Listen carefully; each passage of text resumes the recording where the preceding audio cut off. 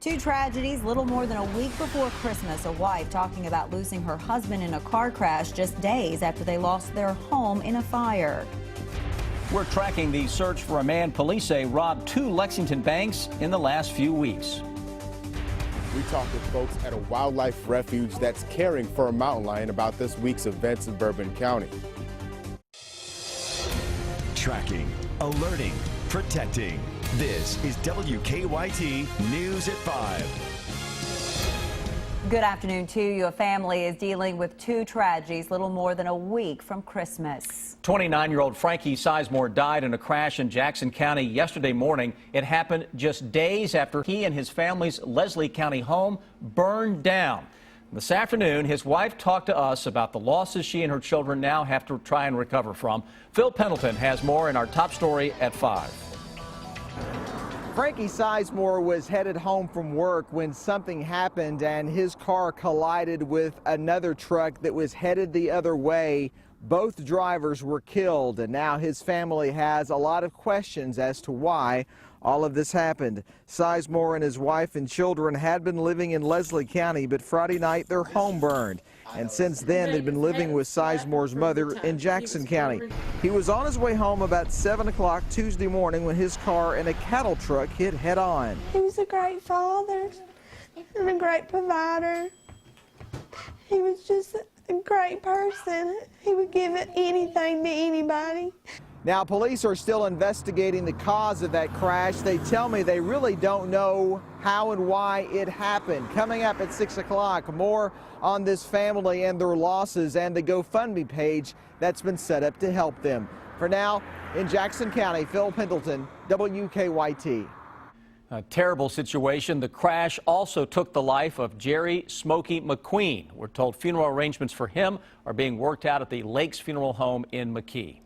Lexington police want to find a man they believe robbed two banks in less than a month, the latest one just yesterday. Today, they obtained two arrest warrants for 29-year-old Cody Arnett. They're also looking for the vehicle he was driving yesterday afternoon. Jennifer Palumbo is at the live desk tracking the search for the suspect. Jennifer?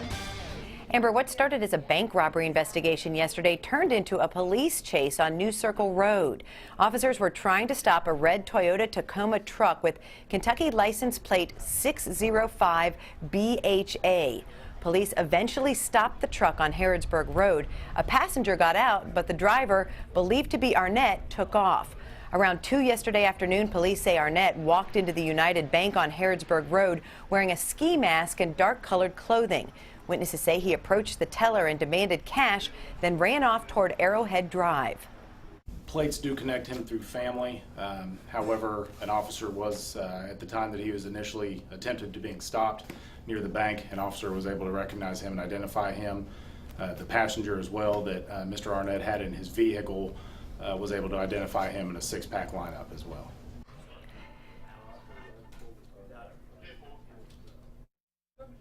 Weeks ago on November 25th, police believe Arnett robbed the People's Exchange Bank on Clays Mill Road. The clerk told police the robber implied he had a weapon and handed over a note demanding money before wishing the clerk a Merry Christmas. Arnett is from Nicholasville, and police believe he could be in that area. At the live desk, Jennifer Palumbo, WKYT. Jennifer, thank you. When Cody Arnett is caught, he'll face 2 charges of first-degree robbery. Well, the mystery continues. Fish and wildlife investigators are still trying to figure out how a mountain lion ended up in Bourbon County. Officials shot and killed the big cat after a woman spotted it while walking her dog Monday night. They examined the body yesterday, and they're looking into the possibility it was someone's pet.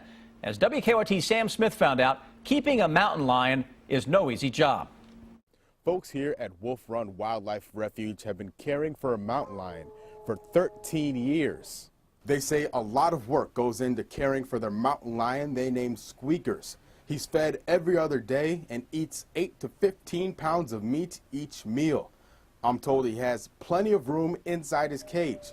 Head of Animal Care, Savannah Massey, says it takes those criteria to properly take care of a captive mountain lion.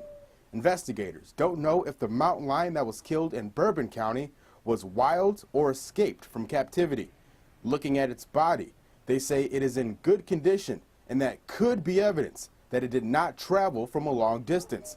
and could have been held as a pet in the area. The cat was killed by Fish and Wildlife because they did not have tranquilizers with them, and they didn't want to risk losing the animal in the night. I wish that he had been tranquilized and relocated, or, you know, chased out of the tree somehow and let him continue on his way. Massey says it's a very bad idea for a mountain lion to be kept as a pet because they're naturally afraid of people, and once they're introduced to humans, they lose that fear and could become a danger. In Jessamine County, Sam Smith, WKYT. Investigators expect to know more about where the captured mountain lion was from in the next couple of days. We have a night of cold weather ahead of us. Yes, we do, and there's also a chance you might see a few snowflakes flying around. WKYT Chief Meteorologist Chris Bailey's here now to let us know if those snowflakes are going to stick. Well, I think you got the flying around part. I don't know that so many of them will be sticking over the next couple of days, but hey, we're a week away from Christmas. Even some festive snowflakes will put a lot of folks in the holiday spirit right now. We had a few snow flurries earlier today in Lexington, surrounding areas.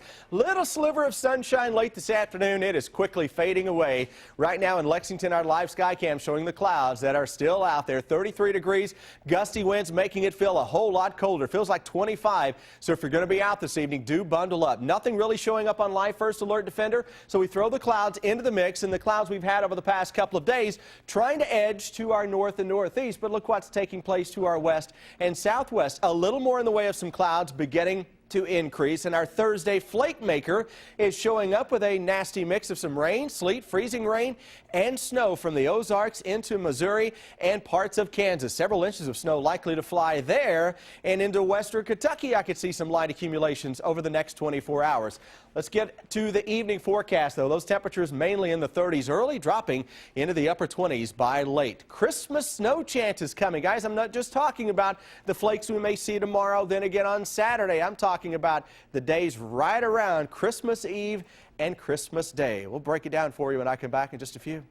Chris, thank you. Visitation is getting underway this afternoon for a teen killed in a weekend crash.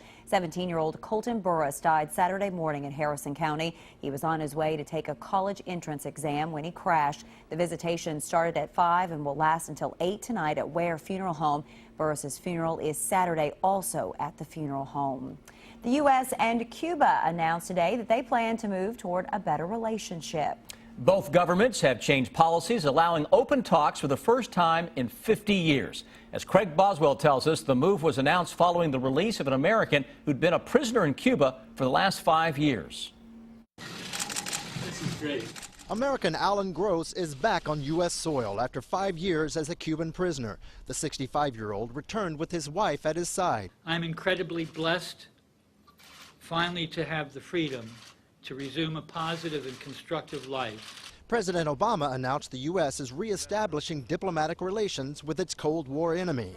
Neither the American nor Cuban people are well served by a rigid policy that's rooted in events that took place before most of us were born. The U.S. plans to open an embassy in Havana, ease travel, and allow for more business between the two countries. Many lawmakers are not happy with the president's decision. Today, by conceding to the oppressors, this president and this administration have let the people of Cuba down. U.S.-Cuban relations have been strained since Fidel Castro's rise to power. Raul Castro began taking over for his ailing brother in 2008. President Obama spoke with him on the phone Tuesday. I made clear my strong belief that Cuban society is constrained by restrictions on its citizens. Gross was sentenced to 15 years in prison because he was trying to establish internet connections in Cuba. He was released on humanitarian grounds. Craig Boswell, CBS News, the White House. Cuba also released a Cuban citizen who was working for U.S. intelligence. The U.S. released 3 Cubans convicted of spying. A Christmas tradition opened its doors this morning. The Faith and Community Christmas Store will be open from 8 a.m. to 8 p.m. the next 3 days. It's located at Southland Christian Church on Richmond Road. The store allows families in need to shop for 2 toys for each of their children. Just having that little burst of happiness kind of makes everything seem not so bad.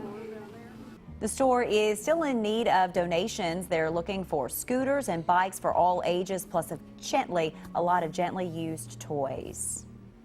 Police make more than a dozen arrests for a deadly meningitis outbreak. The charges the group of people have been indicted on coming up. There's now evidence that using e-cigarettes really can help you quit regular cigarettes. The findings of a new study in Better Living. And 2 area school districts are closed because of sickness. What's being done to help everyone get healthy again? That's on WKYT News at 5:30.